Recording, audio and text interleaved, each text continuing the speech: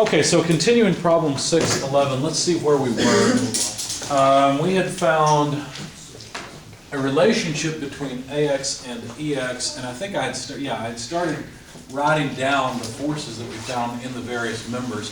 So far, it looks like we're just missing 1, 2, 3, 4 members, and finding the forces in those members. This one's pretty easy. Can anyone see what the force in member CD should be? Well, if you make a free body diagram of pin D, it's pretty easy to see. Because notice that P2 is aligned with the force, what is that, 400 in compression, so like this.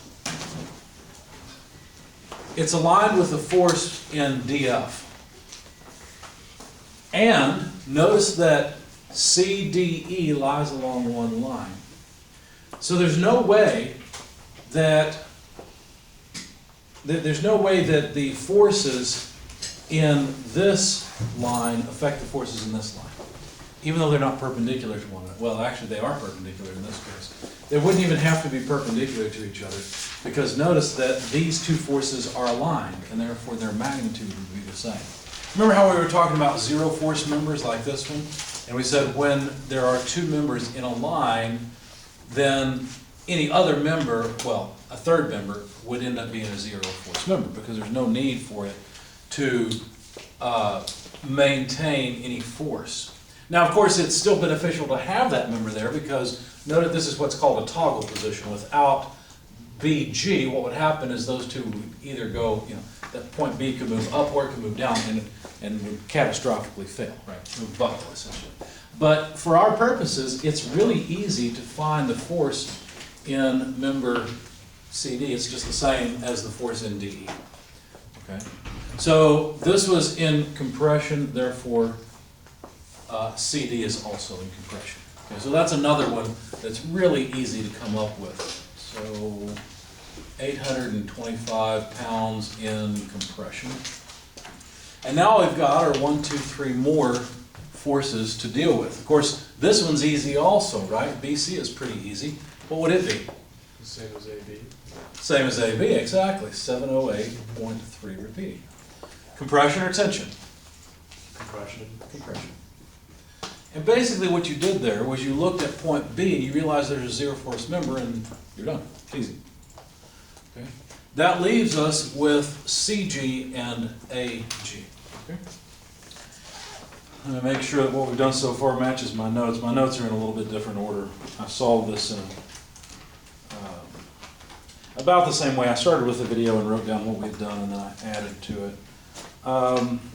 At some point, you can actually figure out, oh yes, we were here last time. Remember, we were at point E, and we had just found DE. That's why I wrote it down here.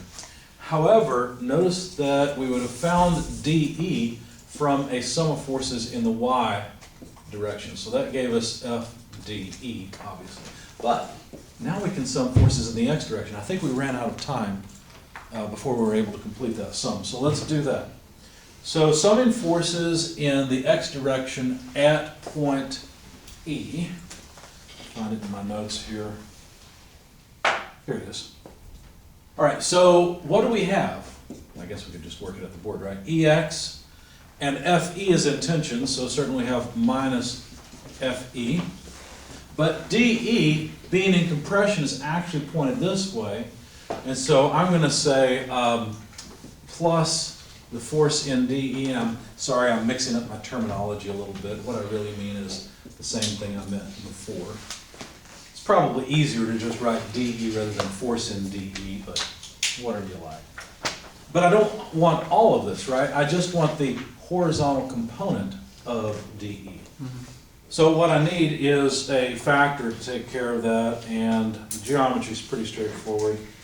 I did work the geometry a little bit different when I solved mine, because I didn't use SolidWorks. I just drew some triangles, and I was able to see the relationships. Let me show you those, because I think we're going to need them here. At some point, I had drawn something that looked about like this, where this is point F, E, and C, and of course this is an unnamed point in the middle beneath there. Of course we've got point D over here, but that's not really important. Remember we had determined that there were 5 meters, well not 5 meters, I guess we're in feet, so 5 feet on each side of this point D, right, between CD and so forth. And then we had figured out that FE, and I won't go through that again, but FE had a length of, looks like it was 25 fourths or 6.25 feet, remember that? How we got there is not important. I don't remember if we used SolidWorks or what we did. I think we used SolidWorks primarily for this triangle, but you don't have to, because obviously we know the distance from here to here is 4 plus 4 plus 4 plus 4, it's 12. Well, no, 16. 4 fours are 16. So half of the distance is 8. So if we take 6.25 from 8, then we get 1.75 for the length of this little foot of this right triangle that I'm imagining that doesn't really exist, but you see what I'm doing here, right? And so the height of 6 feet there finishes off that triangle. So this helped me quite a bit. I think if I had done this with you before for geometry, I wouldn't have had to use SolidWorks. But I just wasn't thinking well. That's what I get for not working out the problem beforehand. Anyway, the point is that this force lies along this line. And so coming up with its horizontal component is as simple as taking 8/10. You see that? Because we want the horizontal piece. So this is just 8/10. And that's it. Those are all of the forces that act at E and have horizontal components. So this sum has to come out to 0. Now notice I put it in as positive, even though I've drawn it this way, because I'm going to remember to just plug in a positive number for FDE. This 825 I'll just plug in positive. But the question is, what is EX? Well, we've got to rearrange things. So pull the force in FE to the other side, it becomes positive, and now I've got to subtract 8/10 of FDE, right? So we know the force in FE, that was 333 repeating, 333.3 repeating, minus FDE, which was 825 times 8/10. And so if you do all of that, you'll find that EX is negative 326.6 repeating. Okay? And these are pounds force, of course. I've dropped my units long ago, which is a bad habit, but that's what I've done. And so now we have computed the reaction EX that we weren't sure of before. So I'm going to put that here and just note that it's actually this way. EX equals, and I'll tell you what, let me just get rid of this triangle so I have some space. EX equals 326.6 repeating, and I just put it to the left so that I don't have to write the negative sign. But what that does is allow us to finally use this equation we wrote early on from the overall free body diagram to compute AX. So AX is 240 minus EX, but notice that EX is a negative thing. When I wrote down this equation, I assumed that EX was positive, but in fact it's negative. So I need 240 plus minus minus 326.6, okay? So that will give me AX. AX comes out positive, and so let me just put it here. AX equals, let's see. I did the math, added them together. It's just 566.6 repeating. Okay? Any questions about all that so far? So we're finally to the point where we've answered the questions about, you know, AY, EY, AX, EX. Maybe I should put them here, I don't know, whatever. But you get the point. So what do we have left? 1, 2. There are only 2 members where we do not know the forces. So I believe what I did next was I actually moved up to point C, but I don't see my work here. No, I didn't. I moved to point A. Yeah. So now that we have AX, I decided that A was the best place to go next. So for that, again, free body diagram of the pin at A. We know we have AX applied, we have AY. Now I'm just writing down symbols that I'll put into the equation, then plug in numbers later. And then I'm going to assume that we have tension in, let me just abbreviate it, AG, instead of force in AG. And then, of course, we have compression of known value here, so I'll draw that in the proper orientation, AB. Okay? So far, so good? Any questions? All right. So what I want is the force in AG. Why would I bother with the sum of forces in the Y direction? There's no point. I've already got, in fact, I may have done that early on, I don't recall. I may have summed forces only in the Y direction today in order to get the force in link or member AB. So now, obviously, the only thing to do is sum forces in the horizontal direction in order to get AG. So we have AX, and it's A sub X, plus AG, these two, minus AB, and if I want the horizontal piece, just like on the other side, I would take 8/10 of AB. Does everybody see why? It's symmetrical in terms of geometry, and so the same triangle I had a moment ago would apply. Anyway, this sum comes out to 0, and so now to get, oh, I'm holding the book, I don't need that. I need is my sheet. The unknown is the force in member AG, so let's solve for it. That would be AB 8/10 minus AX. And of course, the force in AB is known at 708.3 repeating. We need 8/10 of that minus AX.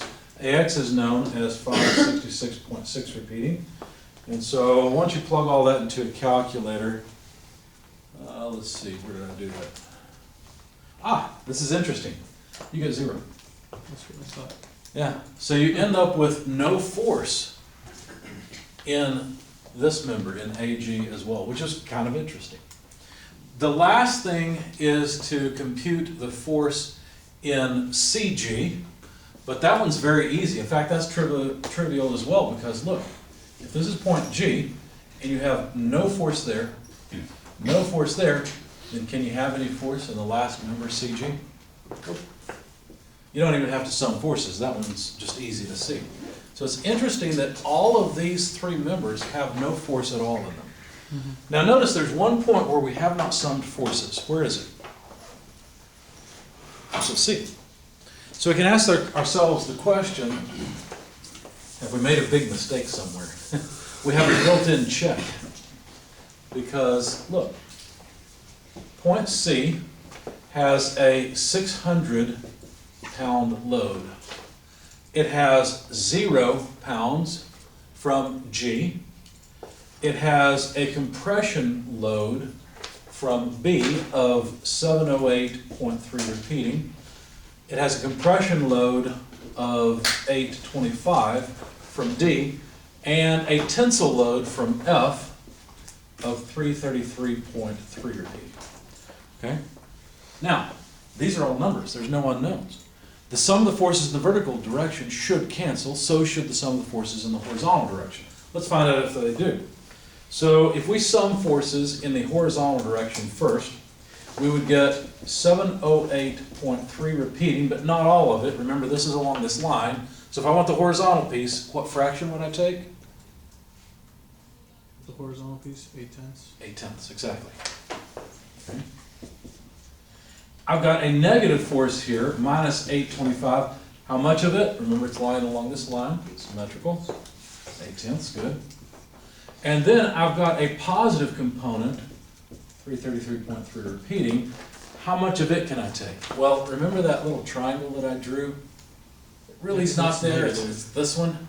Yeah, 333.3 is negative, right? 333 is a tensile load.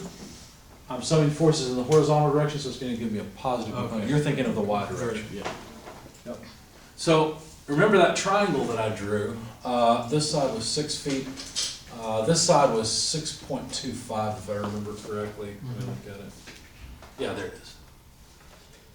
So the line that or the force that I'm interested in lies along this line between points C and F, and I'm trying to use that to scale this total force. It's like I've got the hypotenuse here. So what fraction would I use to get the horizontal piece of this force? 1.75 over 6.25, exactly. Okay. I hope this comes out to 0, but I have a question, does it or not? Well, unless I've missed something. So 8/10. When I plugged the numbers into my calculator, it did. So if you didn't, check again. If you get a small number, what's happening is you're not carrying out this 3 for a ways. Okay, so carry out that 3 for quite a way and see if it comes up. Okay. When I did it, it worked, so I was happy with my solution. Now, it's possible I could have hit a wrong button, but I don't think so. So give you just a second to verify. What number are you getting? -0.36. Negative what? 0.036. So it's a small number when we're comparing to the order of hundreds, right? Yeah. So that's like saying that I care about 3 pennies versus $100. So you're just not carrying out your threes Okay. long enough, that's all. Okay? So if we sum forces now in the y direction, we should also get 0, but the question becomes, are we? Well, let's find out. So help me out a little bit more than you have so far. Tell me what to write down in my equation for summing forces in the y direction. Negative 600 pounds force. Negative 600 pounds force, good. What else? Plus 708.3 repeating. 708.3 repeating, good. Times what fraction of it? 6 tenths. 6/10. Excellent. Does everybody see why it's 6/10? Any questions about that? Okay. What else? 6/10 of 800, negative, or positive 825. Right, because 825 has a positive component. Good. What else? The negatives. Here's that negative you guys were looking for earlier. How much of it? 6 tenths. Not 6/10. 6 over 6.2. 6 over 6.25, it's a different triangle. Okay. This should also come out to 0. And when I did this, or when I performed the calculation, it did as well. Let me make sure I haven't missed anything. Yeah. So all of that worked. Any questions about this problem? Did this seem long? Yeah. It was pretty long, wasn't it? There's another method I'm gonna teach you that'll make it a lot easier.